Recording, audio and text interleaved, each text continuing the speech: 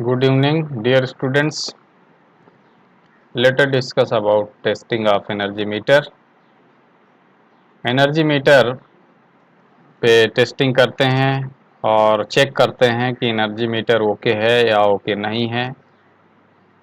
The value indicated or shown by the energy meter is correct or not. तो testing में हम ये check करते हैं और जिस क्रिया के द्वारा हम टेस्टिंग करते हैं उसको हम कैलिब्रेशन भी बोलते हैं. Calibration of energy meter. तो कैलिब्रेशन में हम क्या करते हैं, पता करते हैं error. Is there any error and if there is any error we take corrective action. त्रुटियां पता करते हैं इसमें हैं कि नहीं हैं, और त्रुटियां अगर नहीं हैं, if there is no error then testing is over. Testing is complete.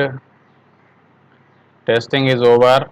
और इसी को कैलिब्रेशन भी बोलते हैं. Calibration is over when there is no error, and if there is error we take corrective action. Corrective actions are taken. लेंगे corrective action जिससे कि इसमें एरर ना रहे. एरर क्यों ना रहे और टेस्टिंग क्यों करते हैं, कैलिब्रेशन क्यों करते हैं, इसके बारे में मैंने पिछले वीडियो में ही आपको डिस्कस किया था, बताया था कि एनर्जी मीटर की जो रीडिंग होती है ये बहुत इम्पोर्टेंट होती है. बिकॉज इलेक्ट्रिसिटी बिल जो जनरेट किया जाता है it is on the basis of this value. Energy meter जो वैल्यू देता है हम उसी को विश्वास करते हैं और उसी विश्वास के आधार पे हम इलेक्ट्रिसिटी बिल जो है जनरेट करते हैं. लेकिन अगर एनर्जी मीटर ने गलत वैल्यू दिया, if it is not okay, if it is wrong, if there is error, तो बिल जो जनरेट होगा बिल वो फॉल्टी होगा, त्रुटिपूर्ण होगा, गलत होगा, तो फाइनेंशियल लॉस होगा. देयर इज़ फाइनेंशियल लॉस, वित्तीय हानि होगी. तो फाइनेंशियल लॉस किसको होगा, हमने बताया था ये डिपेंड करता है कि एनर्जी मीटर किसके फेवर में दे रहा है रीडिंग. दोनों में से किसी को हो सकता है, either it is the user और कंज्यूमर और दी पावर कारपोरेशन. कोई ना कोई लॉस उठाएगा. इसीलिए टेस्टिंग करते हैं, कैलिब्रेशन करते हैं. द पर्पज़ ऑफ टेस्टिंग और calibration is to remove error if there is any. तो ये एनर्जी मीटर है, इसमें समय के साथ साथ त्रुटियां आ सकती हैं. मैंने आपको बताया था there are many sources of errors. इसके बारे में पिछले वीडियो में डिस्कस किया था कि एरर के बहुत से स्रोत हैं. फ्रिक्शन बढ़ सकता है, मैग्नेटिक फील्ड कमज़ोर हो सकता है परमानेंट मैग्नेट का, या अन्य कोई त्रुटि इसमें उत्पन्न हो सकती है यूज करते करते. तो ये तभी दूर होती हैं जब टेस्टिंग करते हैं या कैलिब्रेशन करते हैं. इलेक्ट्रॉनिक एनर्जी मीटर के बारे में बात किया था, उसमें भी ज़रूरी नहीं है कि हमेशा सेम वैल्यू ही दे, सही वैल्यू ही दे. ये सही वैल्यू तब देता था जब हमने मैन्युफैक्चरिंग की थी, लेकिन समय के साथ साथ हो सकता है कि इसके जो डिफरेंट कंपोनेंट्स हों, वो कंपोनेंट्स की फंक्शनिंग हो सकता है, उनकी कार्य प्रणाली हो सकता है अफेक्ट हो जाए, डिस्टर्ब हो जाए. तो एनर्जी मीटर गलत वैल्यू दे सकता है, इलेक्ट्रॉनिक एनर्जी मीटर या स्मार्ट एनर्जी मीटर होगा तो भी. इसलिए कैलिब्रेशन या टेस्टिंग सभी की आवश्यक है. तो टेस्टिंग करने की मुख्यतः 3 विधियां हैं. पहली विधि को कहते हैं short period speed test. Short period speed test. इसके बाद बात करेंगे लॉन्ग पीरियड डायल टेस्ट, और उसके बाद फिर थर्ड होता है फैंटम्स लोड टेस्ट. तो देखिए, शॉर्ट पीरियड स्पीड टेस्ट हो या लॉन्ग पीरियड डायल टेस्ट हो, करने के लिए हमको एक स्टैंडर्ड एनर्जी मीटर की आवश्यकता पड़ेगी और दूसरा टेस्टिंग एनर्जी मीटर होगा. एक एनर्जी मीटर होगा जिसको टेस्टिंग करेंगे, टेस्टिंग एनर्जी मीटर उसको बोलते हैं, और दूसरा एनर्जी मीटर होगा जिसको हम कहेंगे स्टैंडर्ड एनर्जी मीटर, हालांकि स्टैंडर्ड जो है हमको मिलते नहीं हैं, तो उनको बोलते हैं सब स्टैंडर्ड। सब स्टैंडर्ड एनर्जी मीटर जो होते हैं वो ऑलरेडी टेस्टेड होते हैं, दे आर ऑलरेडी टेस्टेड या ऑलरेडी कैलिब्रेटेड कह सकते हैं। इनको हमने चेक कर रखा है और जो भी वैल्यू ये देगा उसको हम सही मानेंगे। इसलिए ये कंफर्म है, ये ओके है, ये टेस्टेड है, ये कैलिब्रेटेड है, इस पे हमको डाउट नहीं है। We trust on this energy meter. दूसरा है टेस्टिंग या कैलिब्रेशन जिसको करना है वो एनर्जी मीटर लेते हैं। तो इसकी टेस्टिंग करनी है, तो इसकी टेस्टिंग किसके साथ करनी है?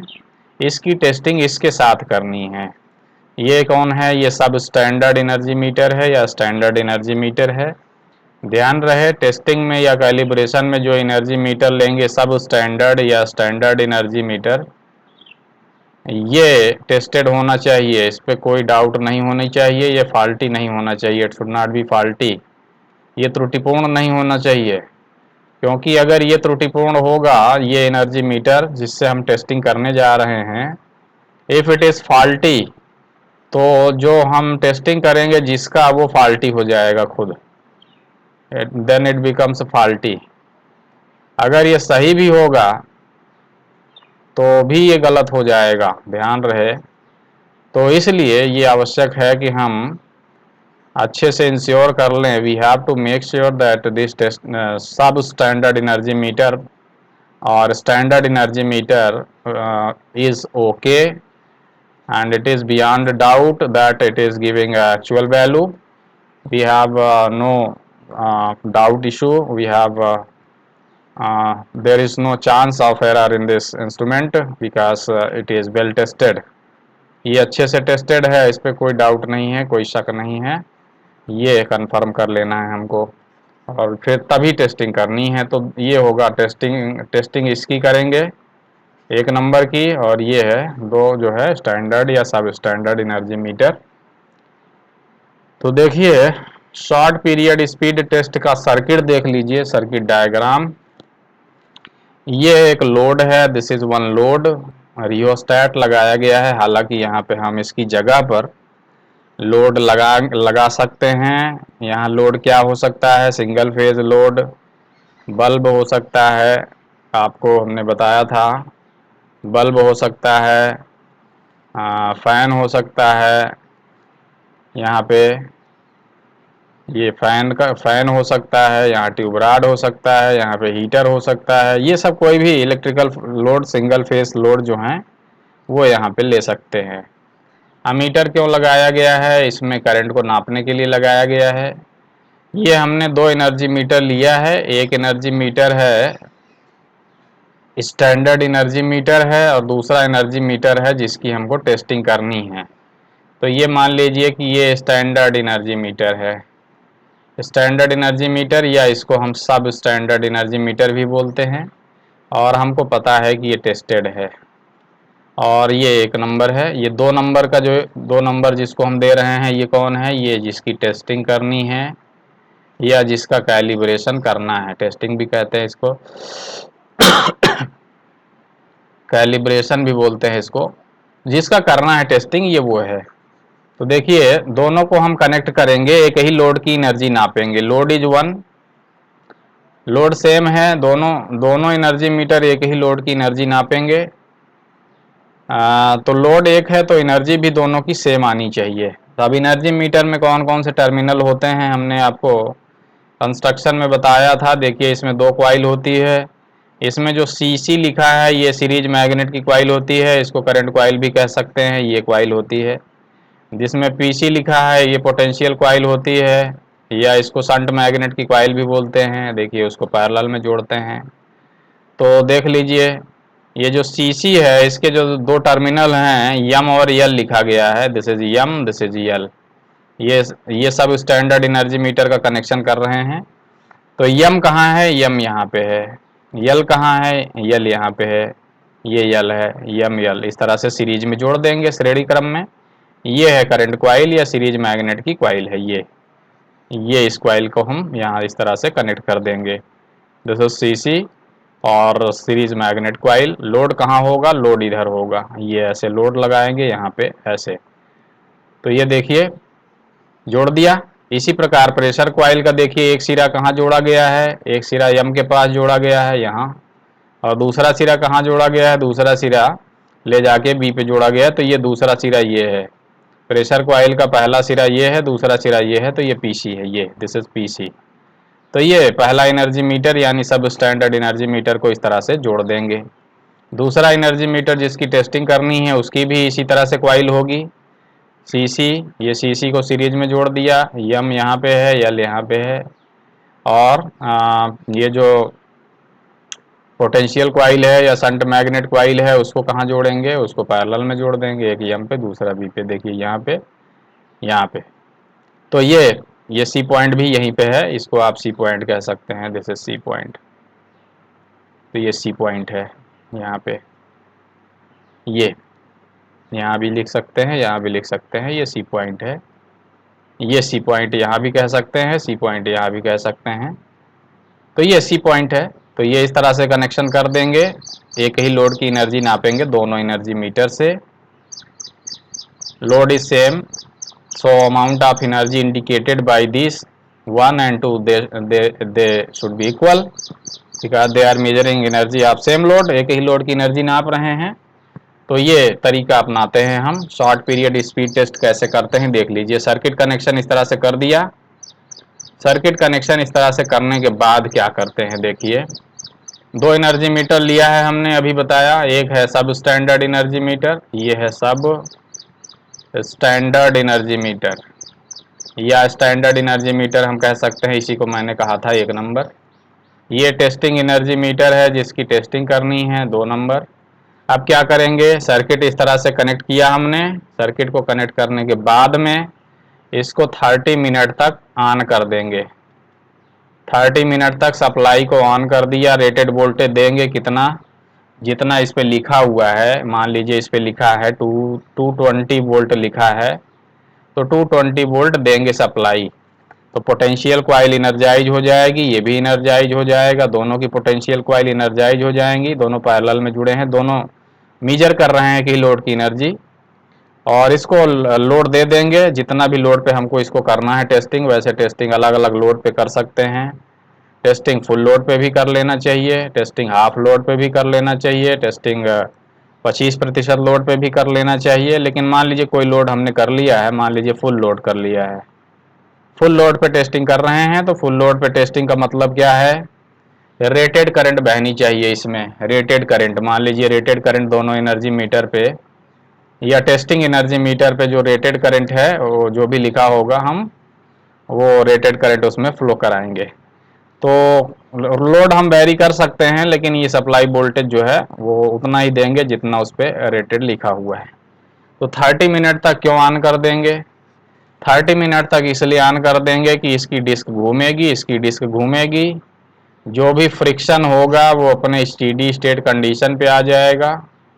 जो भी तापमान बढ़ना होगा, टेम्परेचर कहीं भाग का टेम्परेचर बढ़ना है, वो भी अपने फुल वैल्यू पे पहुंच जाएगा। जहां भी फ्रिक्शन आना है, जो भी पैरामीटर्स को में चेंजेस आने हैं, वो पैरामीटर्स में सारे चेंजेस आ जाएंगे जो आने होंगे। तो इसका मतलब ये है कि 30 मिनट हम इसलिए कर रहे हैं कि ये अपने स्टेडी स्टेट में आ जाए। स्टेडी स्टेट का मतलब है उसके बाद उसमें वेरिएशन की गुंजाइश कम रहे। तो ये अपने स्टेडी स्टेट में आ जाएगा, जो इसमें वैल्यूज पहुंचनी है अपने फाइनल वैल्यू में जो होनी है, चेंजेस जो होने हैं वो सब चेंजेस इसमें आ जाएं। ये आने के बाद में क्या करेंगे देखिए, फिर टाइमर लगा देंगे। ये टाइमर हमने लगा दिया, ये टाइमर है, दिस इज टाइमर। 30 मिनट चलाने के बाद में क्या करेंगे, टाइमर लगा देंगे। टाइमर स्टार्ट कर देगा टाइम, और टाइम हम कोई फिक्स कर लेंगे। मान लीजिए कि हमने फिक्स कर लिया 20 मिनट का टाइम हमने फिक्स कर लिया, टाइमर में लगा दिया 20 मिनट के लिए। चला देंगे दोनों एनर्जी मीटर को। ये एनर्जी मीटर जो है एनर्जी मीटर नंबर 1, ये एनर्जी मीटर जो है ये है एनर्जी मीटर नंबर 2। इनका कनेक्शन कैसे किया है मैं इसमें अभी डिस्कस कर चुका हूँ। एनर्जी मीटर नंबर 1 ये है standard energy metre, energy meter number 2 है ये टेस्टिंग एनर्जी मीटर, इनको चला के आधा घंटा बाद टाइमर लगा देंगे और 2 ऑब्जर्वर रख लेंगे। एक ऑब्जर्वर इसको देखेगा, दूसरा ऑब्जर्वर इसको देखेगा, ऑब्जर्वर 2, और ये इसको देखेगा ऑब्जर्वर 1। 2 ऑब्जर्वर लगा देंगे यहाँ पे। तो क्या करेंगे दोनों ऑब्जर्वर, ये इसमें चक्करों की संख्या गिनेगा, ऑब्जर्वर नंबर 1 गिनेगा चक्करों की संख्या स्टैंडर्ड एनर्जी मीटर में या सब स्टैंडर्ड एनर्जी मीटर में। अब इसको स्टैंडर्ड बोल रहे हैं, ये सब स्टैंडर्ड हो तब भी। और ऑब्जर्वर नंबर 2 क्या करेगा, चक्करों की संख्या गिनेगा, इसमें कितना डिस्क ने चक्कर लगाए। तो चक्करों की संख्या जो भी लगाएगी डिस्क, वो काउंट करेगा ऑब्जर्वर 2। तो ऑब्जर्वर 1 जो है चक्करों की संख्या गिनेगा स्टैंडर्ड एनर्जी मीटर में, ऑब्जर्वर 2 चक्करों की संख्या गिनेगा टेस्टिंग एनर्जी मीटर में। कितने समय तक गिनेगा, 20 मिनट तक गिनेगा, हमने फिक्स कर दिया है, टाइमर लगा दिया है। अब डिस्क घूम रही है इसका भी, और डिस्क घूम रही है इसका भी, चक्करों की संख्या गिनते रहिए। ऑब्जर्वर 1 चक्करों की संख्या गिनेगा, मान लीजिए 20 मिनट में स्टैंडर्ड एनर्जी मीटर ने चक्करों की संख्या लगाई एन एस। एन मतलब कुल चक्करों की संख्या, एस मतलब स्टैंडर्ड एनर्जी मीटर द्वारा चक्करों की संख्या कुल लगाई गई एन एस। कितने समय में, 20 मिनट में। किसने नोटिस किया इसको, इस बात को, ऑब्जर्वर नंबर 1 ने नोटिस किया, ऑब्जर्वर 1। ये गिना 20 मिनट तक गिनता रहेगा, यहाँ पे एक चिन्ह लगा रहेगा, जितनी बार वो चिन्ह यहाँ आएगा घूम के उसको कहेगा 1, फिर 2, इस तरह से गिनता रहेगा। इसी तरह ऑब्जर्वर 2 यहाँ पे एक चिन्ह लगा रहेगा, कट का निशान लगा रहेगा, या तो निशान बना रहेगा, मार्क बना रहेगा। ये जितनी बार घूम के आएगा, ये मार्क निशान जितनी बार यहाँ आएगा वो 1, फिर 2, फिर 3, इस तरह से गिनता रहेगा। तो इसने ऑब्जर्वर नंबर 2 ने मान लीजिए गिना कुल चक्करों की संख्या टेस्टिंग एनर्जी मीटर में, कुल चक्करों की संख्या मान लीजिए एन टी लगाया। एन मतलब कुल चक्करों की संख्या और टी मतलब टेस्टिंग एनर्जी मीटर में। ये कितने समय तक गिना गया, 20 मिनट तक। एन एस को किसने गिना, ऑब्जर्वर 1 ने। एन टी को किसने गिना, ऑब्जर्वर नंबर 2 ने। तो यहाँ 2 ऑब्जर्वर की आवश्यकता पड़ेगी। ऑब्जर्वर 2 होंगे, एक नंबर को गिनेगा, दूसरा 2 नंबर के चक्करों की संख्या गिने। एक ऑब्जर्वर ने, पहले ऑब्जर्वर ने 20 मिनट तक गिना एन एस, दूसरे ऑब्जर्वर ने गिना 20 मिनट तक एन टी। अब क्या करेंगे, इस पे एनर्जी मीटर कांस्टेंट लिखा होगा, जैसे ये लिखा है 600 रिवोल्यूशन पर किलोवाट आवर। तो इस पे एनर्जी मीटर कांस्टेंट लिखा हुआ है, उसको कहेंगे के एस, के for constant, S for standard. और इस पे टेस्टिंग एनर्जी मीटर पे लिखा हुआ है 1500 रिवोल्यूशन पर किलोवाट आवर। तो इसका एनर्जी मीटर कांस्टेंट है मान लीजिए के टी, हालांकि वैल्यू दिया हुआ है 1500। तो एन टी भी पता है हमको, एन टी मान लीजिए 600 है, के टी कितना है, 1500 है। तो आप उससे एनर्जी निकाल लेंगे। इसका एन एस मान लीजिए है 300 और के एस कितना है, 600। इस तरह से आप एनर्जी निकाल लेंगे। कैसे एनर्जी निकाल लेंगे, इसका फार्मूला हमने आपको बताया था कि एनर्जी मीटर कांस्टेंट का चक्करों की संख्या के साथ में क्या रिलेशन होता है, ये हमने बताया था। तो आपको बताया था हमने, एन इक्वल टू होता है के इंटू एस, के इंटू ई, नॉट एस, के इंटू ई। ये आपको फार्मूला याद है। एन क्या है, कुल चक्करों की संख्या, के क्या है, एनर्जी मीटर कांस्टेंट, ई क्या है, energy in unit are kilowatt hour. तो यहाँ से ई का मान निकाल लीजिए, कितना हो जाएगा, ई का मान हो जाएगा एन अपान, ई का मान क्या हो जाएगा, एन अपान के, एन अपान के। तो स्टैंडर्ड एनर्जी मीटर के केस में जब इस फार्मूले को लगाएंगे तो ई की जगह पे लिखेंगे E S, E for energy, S for standard. N को क्या कहेंगे यहाँ पे, एन एस कहेंगे, के को क्या कहेंगे, के एस कहेंगे। ये हो गया, एनर्जी निकाल लिया हमने, एनर्जी निकाल लिया। शॉर्ट पीरियड स्पीड टेस्ट जो है, इसको शॉर्ट पीरियड क्यों बोलते हैं, because this test requires less time, समय कम लगता है, इसीलिए शॉर्ट पीरियड बोलते हैं। कम समय लगता है इसमें। कितना समय हमने लिया, बस 20 मिनट लिया, 20 मिनट, 20 मिनट में टेस्टिंग कर लेंगे। और 30 मिनट हमने उसको चलाया था स्टेडी स्टेट ले जाने के लिए, तो मैक्सिमम 1 घंटे में टेस्टिंग हो जाएगी। इसीलिए इसको बोलते हैं शॉर्ट पीरियड स्पीड टेस्ट। तो यहाँ से एनर्जी निकाल लिया। इसी तरह इसका एनर्जी निकाल लीजिए। इसका एनर्जी हो जाएगा ET इक्वल टू NT/KT। ये निकाल लिया energy meter, testing energy meter की एनर्जी निकाल लिया। और यहाँ से क्या निकाल लिया, स्टैंडर्ड एनर्जी मीटर द्वारा जो एनर्जी हुई, दर्ज हुई या कैलकुलेट हुई, वो निकाल लिया। अब चूंकि देखिए लोड सेम है, दोनों एनर्जी नाप रहे हैं एक ही लोड की, तो एनर्जी जो है सेम आनी चाहिए। ES किसका है, इसका है। ET किसका है, टेस्टिंग एनर्जी मीटर का है। अगर दोनों सेम वैल्यू बताएंगे, if ET and ES they are equal, तो इसका मतलब है कि टेस्टिंग एनर्जी मीटर में कोई एरर नहीं है, नो एरर। क्यों? क्योंकि दोनों ने सेम वैल्यू बताया और स्टैंडर्ड एनर्जी मीटर ने जो बताया वो सही ही बताएगा, इसीलिए हम मानेंगे कि ये ओके वैल्यू है, this is correct value, this is correct value, ES is correct, ये करेक्ट है। तो टेस्टिंग ने भी उतना ही बताया तो कोई एरर नहीं है, तो ये टेस्टिंग खत्म हो जाएगी, testing is over, testing is finished. Energy meter पे लिख देंगे okay, this energy metre is okay, यहाँ ओके का स्टिकर लगा देंगे और इसको भेज देंगे आगे। इससे टेस्टिंग कर सकते हैं आगे। अब ये हो गया टेस्टिंग, कैलिब्रेशन हो गया, टेस्टिंग हो गई। बट ऐसा जरूरी नहीं है कि दोनों इक्वल नापें, there is possibility they are not measuring same value. तो तीन कंडीशन हो सकती है। पहली condition, ET and ES they are equal. ऐसा ऐसा होने की कंडीशन में क्या बताया हमने, ऐसा तभी होगा जब कोई एरर नहीं होगा, दिस इज ET। तो ऐसा अगर होगा तो नो एरर, नो एरर, कुछ करने की ज़रूरत नहीं है, यहाँ पे लिख देंगे ओके या ओके का एक स्टिकर लगा देंगे और ये कैलिब्रेशन या टेस्टिंग ख़त्म हो गई। दूसरा, ET जो है, ET माइनस ES हो सकता है, इट इज़ पॉजिटिव हो सकता है, पॉजिटिव। ET माइनस ES का मतलब टेस्टिंग एनर्जी मीटर ने ज़्यादा बताया और स्टैंडर्ड एनर्जी मीटर ने कम बताया। मान लीजिए कि इसने बताया, टेस्टिंग एनर्जी मीटर ने मान लीजिए कि बताया 600 यूनिट, 600 नहीं, मान लीजिए 20 यूनिट बताया, 20 यूनिट। और स्टैंडर्ड एनर्जी मीटर ने मान लीजिए बताया 19 यूनिट, 19 यूनिट बताया। इसका मतलब मिसमैच है। तो टेस्टिंग एनर्जी मीटर 20 में से 19 घटा देंगे तो एक यूनिट का डिफरेंस आ रहा है, यानी कि टेस्टिंग एनर्जी मीटर एक यूनिट ज़्यादा बता रहा है।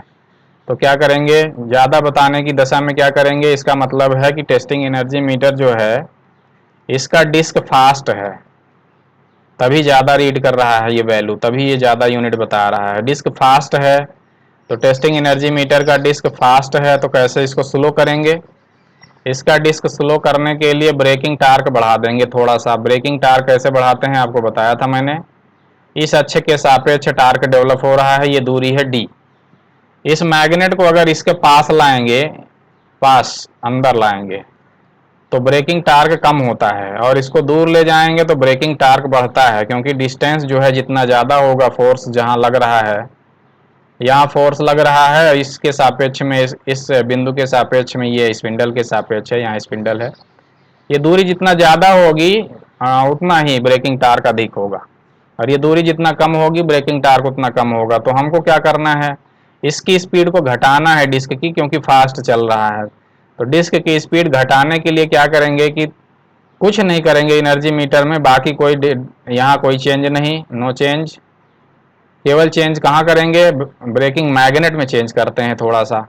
ब्रेकिंग मैग्नेट को थोड़ा सा बाहर खिसका देते हैं, बाहर की तरफ थोड़ा सा बाहर कर देंगे, ब्रेकिंग मैग्नेट आ जाएगा। मान लीजिए पहले इसकी दूरी है यहाँ से D1 है, अभी इसको और थोड़ा सा पुश कर देंगे बाहर साइड में, तो ये दूरी हो जाएगी D2, और D2 का मान बढ़ा देंगे, it is greater than D1, तो ब्रेकिंग टार्क बढ़ जाएगा। D1 पे ब्रेकिंग टार्क मान लीजिए है टाउ B1 है, D2 पे ब्रेकिंग टार्क है मान लीजिए टाउ B2 है, तो टाउ B2 जो होगा it is greater than tau B1।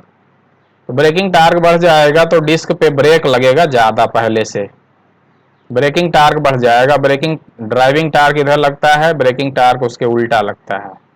तो ब्रेकिंग टार्क बढ़ेगा तो डिस्क पे थोड़ा ब्रेक बढ़ेगा तो डिस्क थोड़ा स्लो होगी, डिस्क जो है थोड़ा सा स्लो होगी।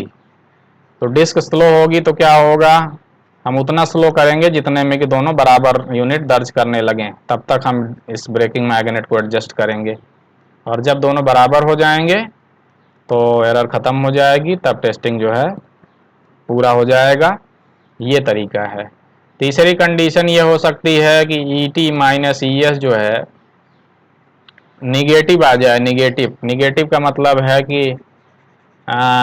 ये 19 यूनिट पढ़े और 20 यूनिट ये पढ़े, 20 यूनिट 20 इसका आ जाए। तो क्या करेंगे, E T is less than E S या E T minus E S is negative. तो क्या है, इसका मतलब है कि ये जो है स्लो चल रहा है, स्लो चल रहा है डिस्क, इसीलिए एनर्जी कम रिकॉर्ड कर रहा है। तो स्लो चल रहा है तो जो अभी हमने किया था उसके उल्टा करेंगे इस बार, थोड़ा फास्ट करना है इसको, इसको फास्ट करना है थोड़ा सा। इसकी डिस्क थोड़ा तेज चलानी है। कैसे, डिस्क तेज चलाने का तरीका मैंने बताया था अभी, ब्रेकिंग टार्क को बढ़ा दीजिए या घटा दीजिए। तो हमको फास्ट करना है डिस्क की स्पीड को, तो ब्रेकिंग टार्क को कम कर देंगे। तो ये दूरी जो डी है इसको थोड़ा सा D1 को कम कर देंगे, यानी मैग्नेट को थोड़ा अंदर खिसका देंगे। मैग्नेट अंदर आ जाएगा थोड़ा सा, ब्रेकिंग मैग्नेट, ये दूरी हो गई D2 और इस बार D2 का मान जो है कम है D1 से। तो ब्रेकिंग टार्क जो है tau B2 is less then tau B1। पहले जो ब्रेकिंग टार्क था टाउ B1 था, अभी टाउ B2 हो जाएगा।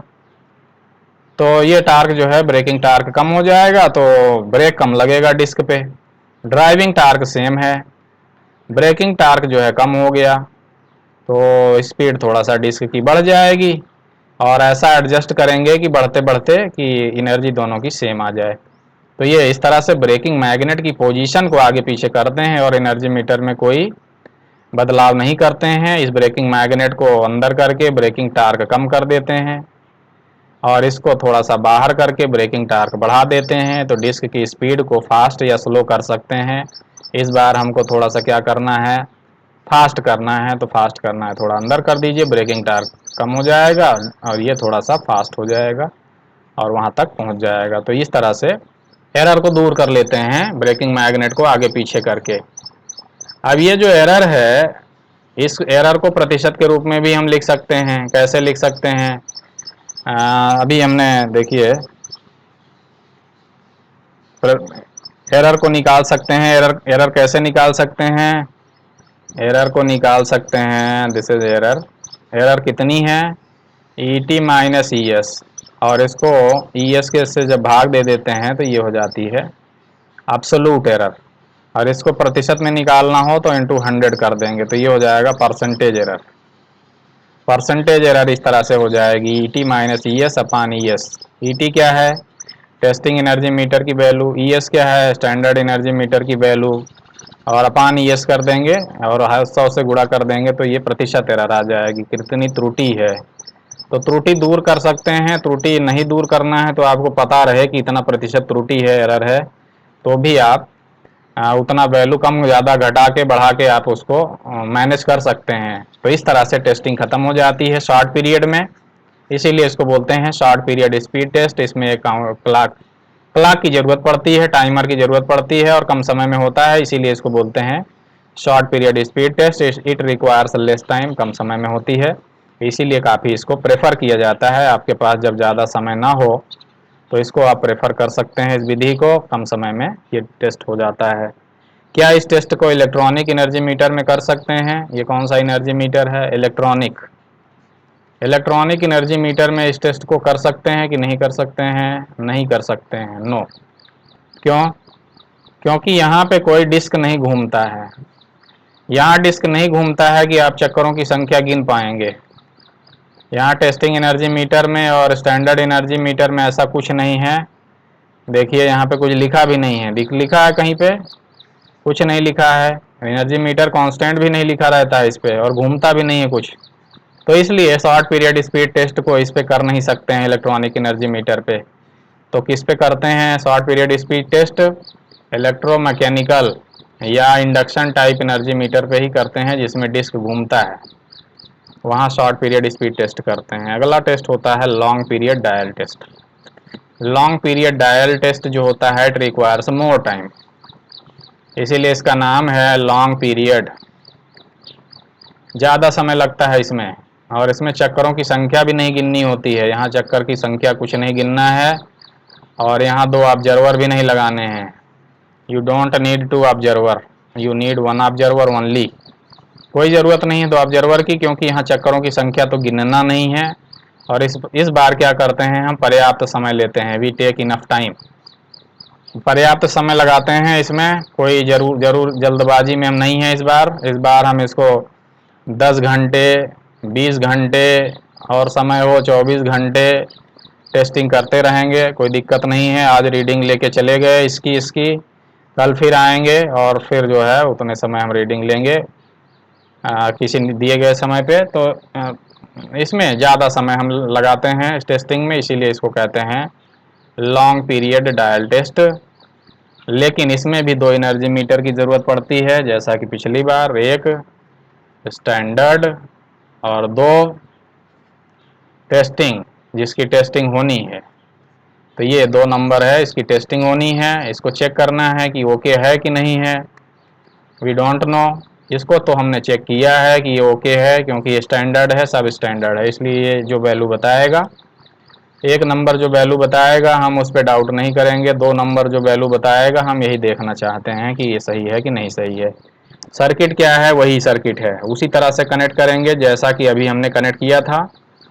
दोनों एनर्जी मीटर को एक ही लोड के साथ में जोड़ देंगे, जैसा पहले जोड़ा था एग्जैक्टली उसी प्रकार से जोड़ देंगे। टेस्टिंग की विधि वही है, इस बार भी वही करेंगे कि इसको आधा घंटा ऑन करके सारी स्टेडी स्टेट कंडीशन में पहुंचा देंगे दोनों को। इसको स्टैंडर्ड एनर्जी मीटर और टेस्टिंग एनर्जी मीटर दोनों को आधा घंटा ऑन कर देंगे। उसके बाद फिर क्या करेंगे, हम अपना टाइमर सेट कर देंगे कितने घंटे तक हमको एनर्जी को मीजर करना है, कितने घंटे तक चलाना है। मान लीजिए हमने 10 घंटे ऑन कर दिया, 10 घंटे या 20 घंटे के लिए ऑन कर दिया, 20 आवर का टाइम सेट कर दिया हमने। एक ही लोड है तो एनर्जी भी सेम आनी चाहिए। अब क्या करेंगे, इस बार चक्करों की संख्या नहीं गिनते हैं हमको, यहाँ चक्करों की संख्या नहीं गिनना है। इस बार क्या देखना है, इस बार डायल देखना है, इसको बोलते हैं डायल, DIAL, डायल। ये जो वैल्यू देता है यहाँ पे, इसी को बोलते हैं डायल, डायल टेस्ट, इसीलिए इसको बोलते हैं डायल टेस्ट। तो आज देखिए ये एनर्जी मीटर क्या, इसका वैल्यू क्या है, जो भी है हम नोट कर लेंगे। और ये एनर्जी मीटर में इस समय क्या है, जो भी वैल्यू है नोट कर लेंगे। इसके बाद क्या करेंगे, ऑन कर देंगे लोड को। दोनों एनर्जी मीटर एक ही लोड की एनर्जी को नापेंगे। अब क्या करेंगे, 20 घंटे बाद आएंगे, 20 घंटे बाद आएंगे और इसकी एनर्जी जो भी यहाँ पे बढ़ा रहेगा वैल्यू, बढ़े हुए वैल्यू में से पहले का वैल्यू जो डायल होगा, लास्ट डायल जो होगा उसमें से फर्स्ट डायल जो है उसको घटा देंगे। पहले जो था डायल पे लिखा था उसको घटा देंगे तो यूनिट आ जाएगा। यूनिट कैसे यूनिट निकालते हैं आपको मालूम होगा डायल से। देखिए मान लीजिए इस पे लिखा है, पहले शुरुआत में जब हमने 20 घंटे पहले ऑन किया था, लिखा था 1 2 4 6, सपोज 20 घंटे पहले। इसके बाद 20 घंटे बाद लिखा है 1 2 6 6। तो हम क्या करेंगे, 1 2 6 6 में से इसको घटा देंगे तो आ जाएगा, ये घटा देंगे तो आ जाएगा कितना, 20 यूनिट। तो पहले कितना था इस पे, शुरुआत में लिखा हुआ था, शुरुआत में लिखा हुआ था 1 2 4 6, 20 घंटे पहले। 20 घंटे बाद क्या हो गया, ये 1 2 6 6 हो गया। तो यूनिट कितना हो गया, 1 2 6 6 में से 1 2 4 6 घटा देंगे तो आ जाएगा यूनिट, 20 यूनिट आ गया। इस तरह से निकालते हैं यूनिट, डायल में से यूनिट इस तरह से निकालते हैं। तो ये जो यूनिट बताएगा, मान लीजिए 20 यूनिट बताया, पहले था 1 2 4 6, बाद में हो गया 1 2 6 6, 20 घंटे बाद नोटिस किया तो 20 यूनिट बता दिया। इसको कहेंगे एनर्जी मीटर जो है, टेस्टिंग एनर्जी मीटर की रीडिंग है, ET।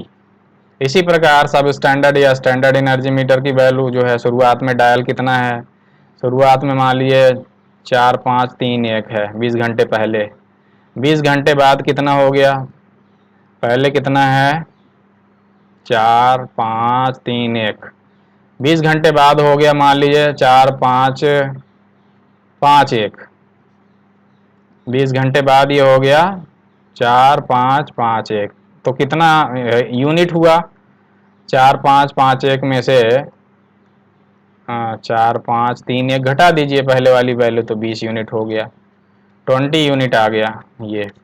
तो इसको हम क्या बोलेंगे, इसको बोलेंगे ई एस। तो यहाँ देखिए 3 केस हो सकते हैं, E T minus E S equal to अगर 0 है इसका मतलब नो एरर, नो एरर जैसा कि यहाँ आ रहा है।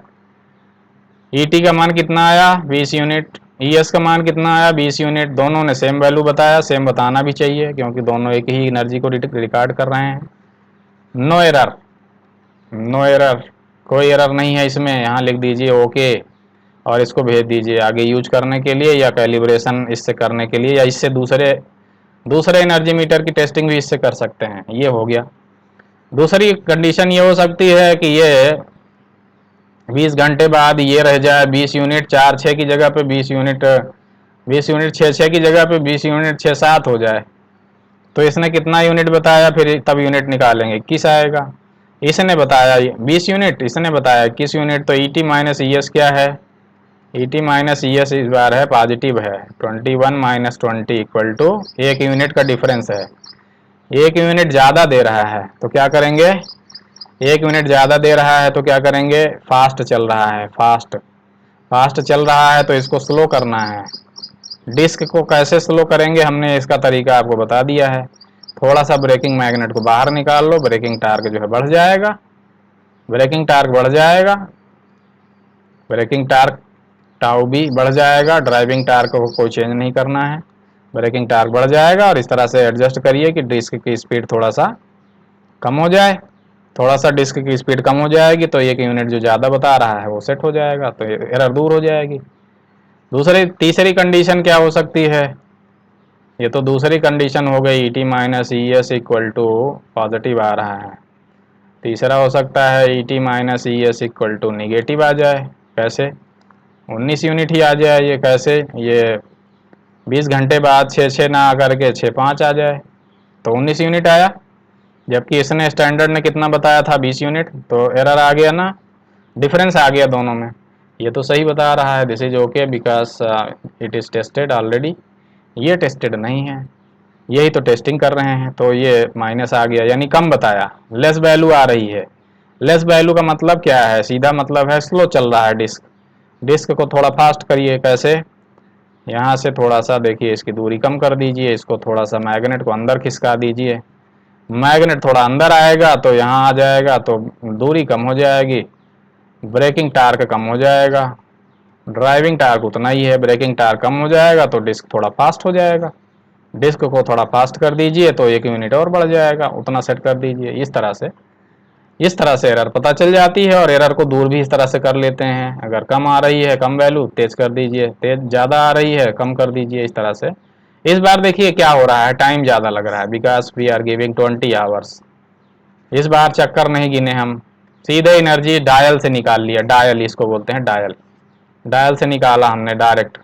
इस प्रकार इस बार भी हम क्या कर सकते हैं, परसेंटेज एरर निकाल सकते हैं, कैसे, ई टी माइनस ई एस अपान ई एस इंटू 100 कर देंगे, प्रतिशत में एरर आ जाएगा, एरर कितना प्रतिशत है वो पता चल जाएगी।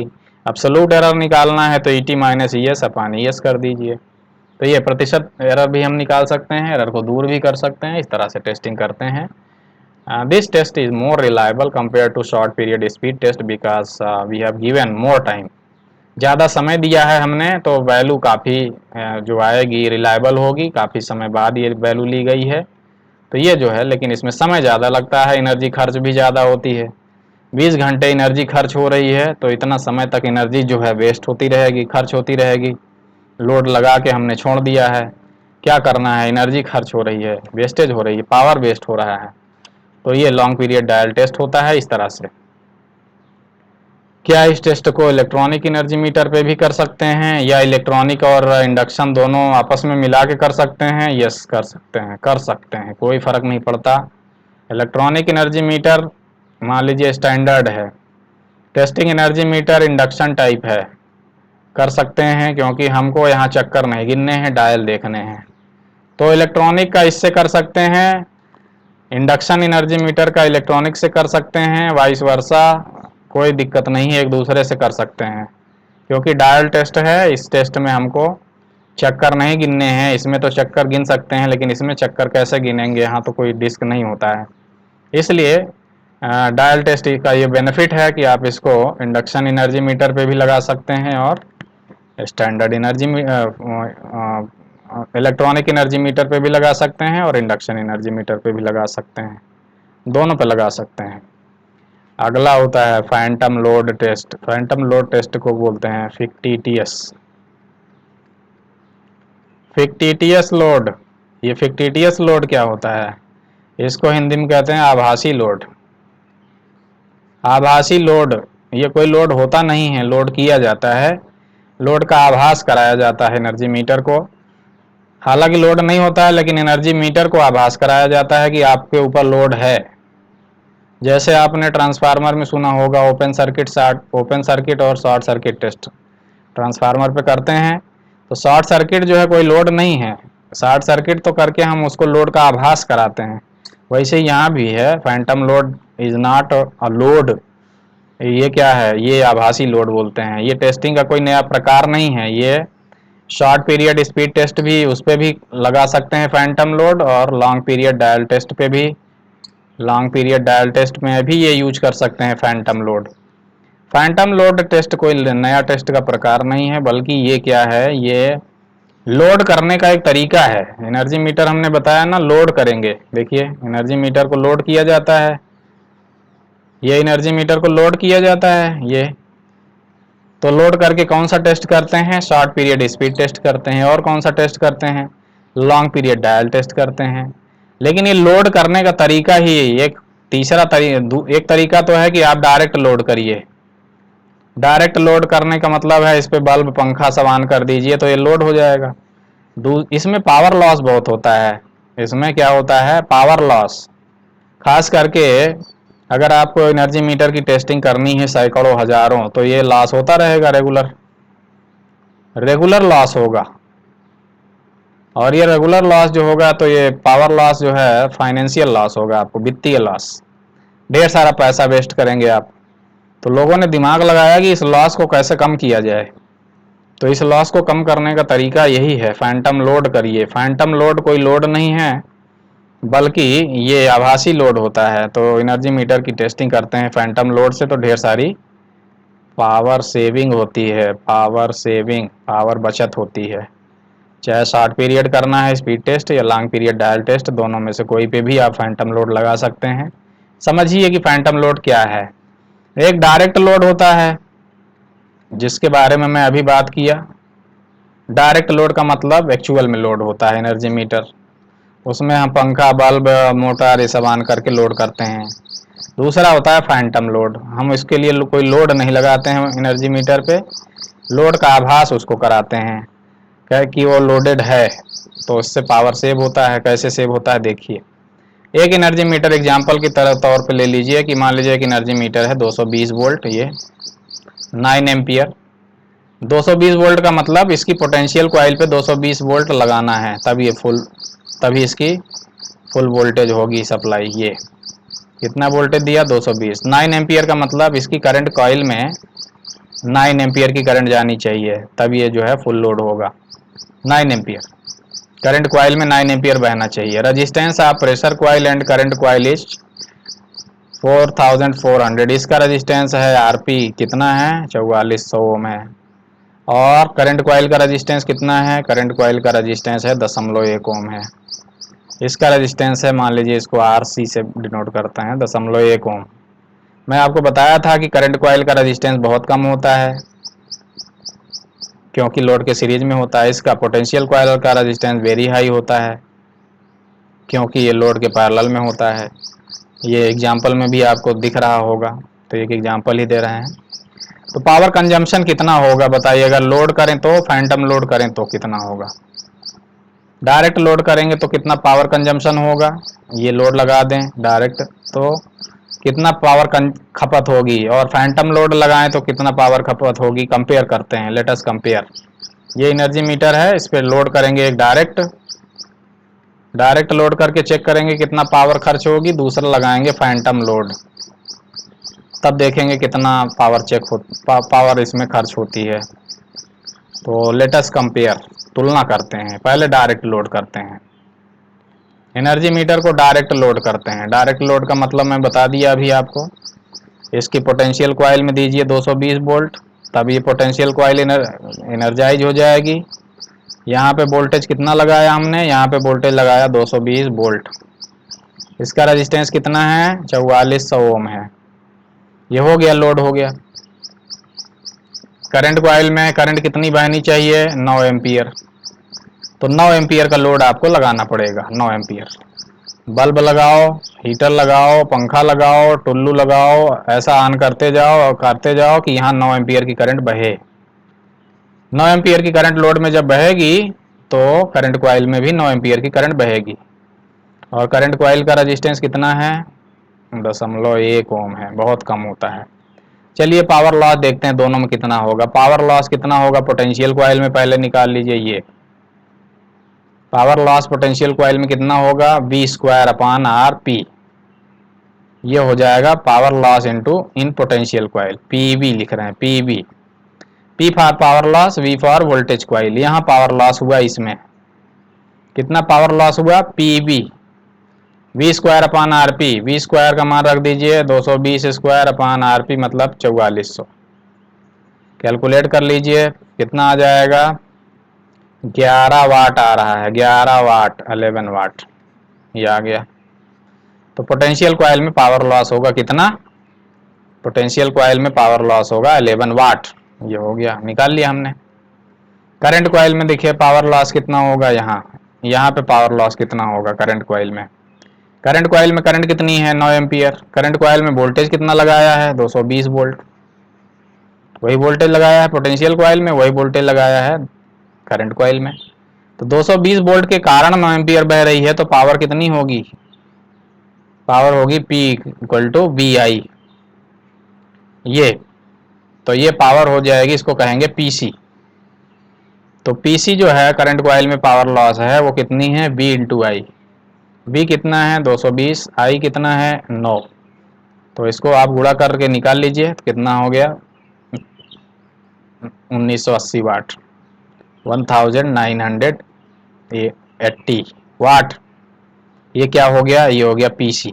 तो टोटल पावर लॉस कितना हो गया, PV plus PC, total power loss हो गया।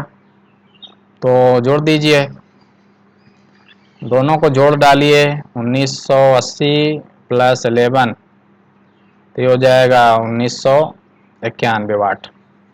अगर इसको आप राउंड ऑफ कर दें, थोड़ा सा राउंड ऑफ कर दें हल्का सा, तो ये कितना हो गया 2 किलो वाट या 2000 वाट कह सकते हैं, या 2 किलो वाट कह सकते हैं राउंड ऑफ करने के बाद, आफ्टर राउंड ऑफ। ये 2 किलोवाट पावर जो है खर्च हो रही है। तो 2 किलोवाट पावर का मतलब हो गया, इसको यूनिट में अगर कन्वर्ट करें ऊर्जा में, एनर्जी, तो 1 घंटे में कितना एनर्जी खर्च होगी, 2 किलोवाट गुणे 1 घंटा, तो ये हो जाएगा 2 किलोवाट घंटा। 1 घंटे में कितनी ऊर्जा खर्च होगी, 2 यूनिट, 2 यूनिट। मान लीजिए 20 घंटा हम टेस्टिंग करते हैं, तो 20 घंटे में कितनी यूनिट खर्च होगी, 40 यूनिट, 40 यूनिट खर्च होगी। और पावर का अगर आप पैसे के रूप में कैलकुलेशन करें, मनी, तो 20 घंटे में कितना मनी खर्च होगी, मनी पैसा 40 यूनिट, अगर मान लीजिए 5 रुपये पर यूनिट के हिसाब से, तो 20 घंटे में 200 रुपये, 200 रुपये की बिजली खर्च हो गई, आपने टेस्टिंग में खर्च कर दिया 20 घंटे में। और महीने भर अगर आपने टेस्टिंग किया 30 दिन, तो ये हो गया 6000, 6000 रुपया, 6000 रुपया टेस्टिंग में खर्च हो गया आपका एनर्जी मीटर में। 1 महीने में इतना एनर्जी खर्च हो गई। अब जरा आइए इस पे देखते हैं, फैंटम लोड करने के बाद देखते हैं क्या होता है। फैंटम लोड पहले समझिए क्या है। फैंटम लोड, फैंटम लोड जो है ये डायरेक्ट लोड नहीं है, इसको बोलते हैं indirect load. Indirect load, indirect load का मतलब है कि देखिए पोटेंशियल कॉइल को तो हम फुल वोल्टेज दे देंगे जितना वोल्टेज दे रहे हैं, पहले दे रहे थे, कितना दे रहे थे 220 वोल्ट। तो पोटेंशियल कॉइल को 220 वोल्ट दे दीजिए, कोई दिक्कत नहीं है। इसमें पावर लॉस ज़्यादा हो नहीं रहा था पहले भी, अभी भी नहीं होगा, कोई दिक्कत नहीं है। यहाँ पे कितना पावर लॉस हो रहा था पहले, पहले हो रहा था 11 वाट, अभी भी होगा 11 वाट। उसको दे दीजिए फुल वोल्टेज, पोटेंशियल कॉइल को दे दिया फुल वोल्टेज, 11 वाट पहले भी हो रहा था अभी भी हो रहा है। लेकिन थोड़ा सा हम दिमाग लगाते हैं करंट कॉइल में। करंट कॉइल का रेजिस्टेंस कितना है, करंट कॉइल का रेजिस्टेंस है 0.1 ओम। इसमें फुल करंट कितनी बहानी है हमको, 9 एम्पियर। देखिए 9 एम्पियर बहानी है। तो 9 एम्पियर बहाने के लिए जरूरी नहीं 220 वोल्ट दिया जाए। अगर हम यहाँ पे 9 वोल्ट लगा दें, 9 वोल्ट लगा दें तो 9 एम्पियर की करंट बह जाएगी 1.1 ओम रेजिस्टेंस में। कैसे, I equal to V upon R होता है। तो वी कितना है 9 वोल्ट, आर कितना है 0.1 ओम, तो ये हो जाएगा 9 एम्पियर। तो 200 वोल्ट लगाने की जरूरत ही नहीं है, इतना कम वोल्टेज पे दे के हम जो है 9 एम्पियर की करंट उसके अंदर से फ्लो करा सकते हैं करंट कॉइल में। हमको केवल करंट कॉइल में 9 एम्पियर की करंट ही तो फ्लो करानी है। करंट कॉइल में 9 एम्पियर की करंट अगर फ्लो हो जाएगी तो एनर्जी मीटर को लगेगा कि हम फुल लोड पे हैं। उसको क्या मालूम है कि हमने वोल्टेज दिया है 200 दिया है कि 9 वोल्ट दिया है, कितना दिया है, या 10 वोल्ट दिया है। तो ये फैंटम लोड में क्या करते हैं कि हम वोल्टेज कॉइल को फुल वोल्टेज देते हैं, लेकिन करंट कॉइल को फुल वोल्टेज से नहीं एनर्जाइज करते हैं बल्कि लेस वोल्टेज देते हैं, क्योंकि हमको इसमें केवल 9 एम्पियर की करंट ही तो बहानी है, इसको फुल लोड करंट बहानी है इसमें। तो इसमें फुल लोड करंट बहाने के लिए हाई वोल्टेज लगाना आवश्यक नहीं है। आप कम वोल्टेज लगाकर भी ही उसमें फुल इतना हैवी करंट बहा सकते हैं, क्योंकि इसका रेजिस्टेंस जो है it is very less. Resistance कम है तो इतना हैवी वोल्टेज लगाने की जरूरत क्या है, पावर लॉस ज़्यादा होगी, ज़्यादा वोल्टेज होगा तो यहाँ पावर खर्च ज़्यादा होगी, इसीलिए कम वोल्टेज से इसको लोड करते हैं करंट कॉइल को। तो करंट कॉइल को एक छोटा सा वोल्टेज दे देते हैं 9 वोल्ट और उसी से फुल करंट बहा देते हैं। तो करंट कॉइल को लगता है कि हम फुल लोड हो गए हैं, इसको ऐसा महसूस होता है कि हम फुल लोड हो गए हैं, आभास होता है, इसीलिए इसको आभासी लोड कहते हैं, फैंटम लोड बोलते हैं, फिक्टिटियस लोड बोलते हैं, फिक्टिटियस लोड। फिक्टिटियस लोड का मतलब है कि ये काल्पनिक लोड है। कहाँ हमने इसको लोड किया, लोड दिया क्या करंट कॉइल को, नहीं दिया, हमने इसको कोई लोड नहीं दिया, हमने तो केवल इसके अंदर से 9 एम्पियर की करंट बहा दिया किसी तरीके से बस। तो इसको लग रहा है कि हम फुल लोड हो गए। आप फुल लोड देंगे तब भी इसमें 9 एम्पियर ही तो बहेगी, इसलिए कोई फर्क नहीं पड़ता। इसीलिए इसको बोलते हैं फैंटम लोड। कम वोल्टेज दे करके ही इसकी करंट कॉइल को फुल करंट फ्लो करा देंगे तो ये फैंटम लोड कहलाता है। लेकिन बेनिफिट इससे क्या हो गया, देखिए कम वोल्टेज से इसकी करंट कॉइल में फुल करंट बहा दिया। यहाँ 8 एम्पियर नहीं है, इसको 9 एम्पियर कर लीजिए, क्योंकि हम जिस एग्जाम्पल की बात कर रहे हैं उसमें 9 एम्पियर करंट है। तो 9 एम्पियर की करंट 9 वोल्ट से फ्लो करा सकते हैं, या चाहें तो आप इसको 10 वोल्ट लगा लीजिए, कोई फर्क नहीं पड़ता। हालांकि कैलकुलेशन में 9 वोल्ट लिया है हमने, तो 9 वोल्ट लगा लीजिए। चलिए जी, इस बार निकालते हैं, इस बार पावर लॉस निकालते हैं। प्रेशर कॉइल में तो उतना ही होगा, क्योंकि यहाँ तो कोई चेंज हमने किया नहीं। इसका रेजिस्टेंस कितना है 4400 ओम है। वोल्टेज कितना लगाया है 220 वोल्ट लगाया है। यहाँ पावर लॉस निकाल लीजिए, P V V square upon R V, या आर पी कह दीजिए, आर पी। तो ये हो जाएगा 220 स्क्वायर अपान 4400, वही सेम वैल्यू पहले जितना 11 वाट निकल गई, करंट निकल गई, पावर लॉस निकल गया उसमें। पोटेंशियल कॉइल में, पोटेंशियल कॉइल में पावर लॉस कितना हो गया, पोटेंशियल कॉइल में पावर लॉस उतना ही है जितना पहले था। कितना था 11 वाट, अभी भी 11 वाट है। फर्क आता है करंट कॉइल में। देखिए करंट कॉइल में इस बार कितना पावर लॉस होगा, V इंटू आई। V कितना है 9, I कितना है 9, दोनों का वैल्यू रख दीजिए, 9 इंटू 9 कितना हो गया 81।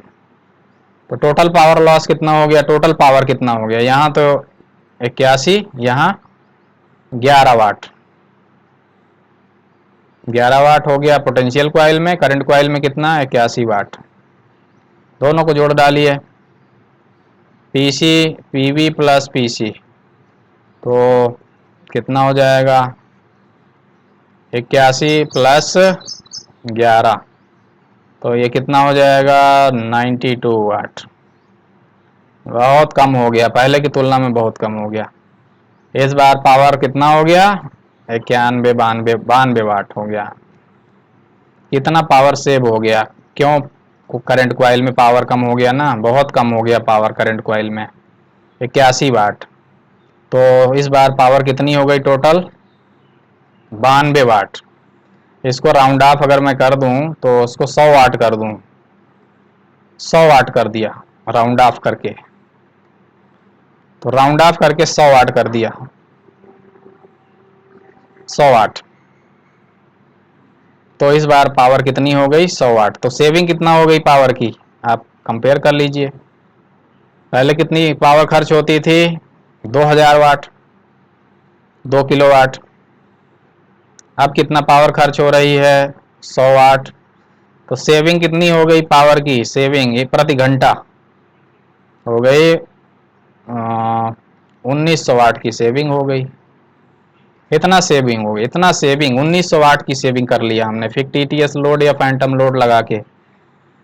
पहले 2000 वाट लगता था, अब लगता है 100 वाट टेस्ट करने में 1 घंटे में।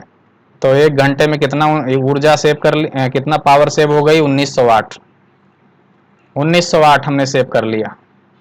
अब अगर 20 घंटे चलाया जैसे पहले हमने कैलकुलेट किया था, तो सेविंग कितना हो गई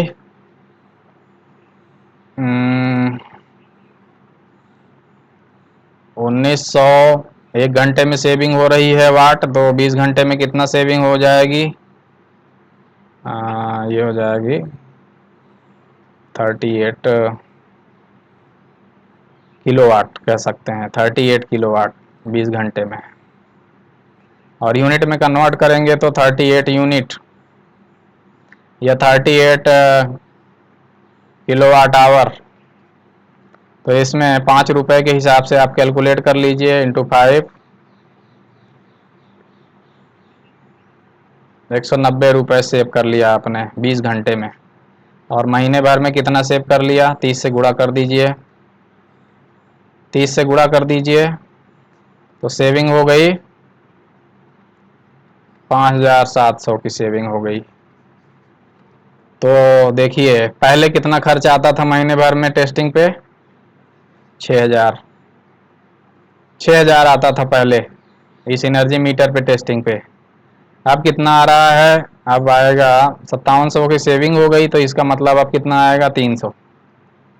सेविंग कितना हो गई 5700 की सेविंग हो गई ना।